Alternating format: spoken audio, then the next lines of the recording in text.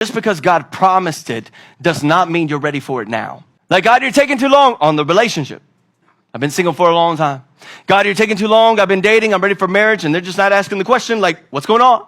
Or God, you're taking too long on this position. You're taking too long on the vision that you've given me for the future. You're taking too long on healing. Because I'm still sick.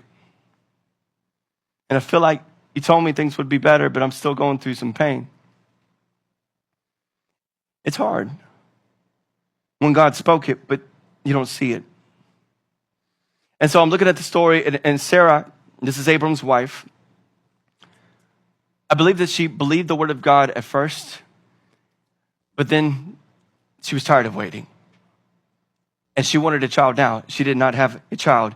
And I believe Abram wanted a child now. And he was doing the best he could to reason with the Lord and understand. But sometimes it's just difficult to understand why you're in a waiting period or season. And so now we fast forward a little bit to Genesis chapter 16.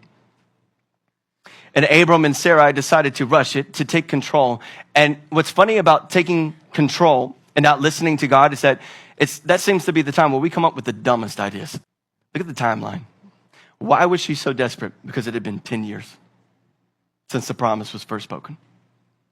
The first time God spoke to Abram that they would have a child, he was 75 years old. At this point, he is now 85. It had been 10 years waiting on God. Can you imagine? Maybe that is you right now. In certain situations in your own life, you're dealing with this struggle because you're saying, God, it's been 10 years. Like, I feel like nothing's going to happen for me anymore. I don't know how to keep believing if I don't see it. Are you struggling with the promises of God right now because you're in a waiting season? Maybe it's been a year. Maybe it's been 5 years. Maybe it's been 10 years. Maybe it's been 20. And so what happens in the waiting process, especially with the test of temptation, there are a few things that go through our mind. We give up on relationships. It'll never be for me. God doesn't want that for me. It's never going to happen.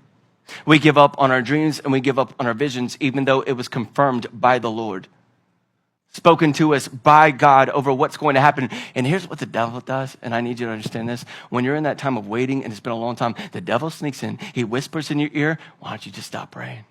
Why are you still praying? Why are you still praying for something that you're not going to see? It's been 10 years.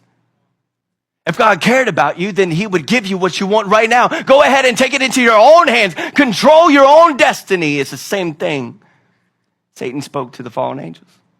So my message to you on this is to encourage you and say, don't give up. Please, don't give up.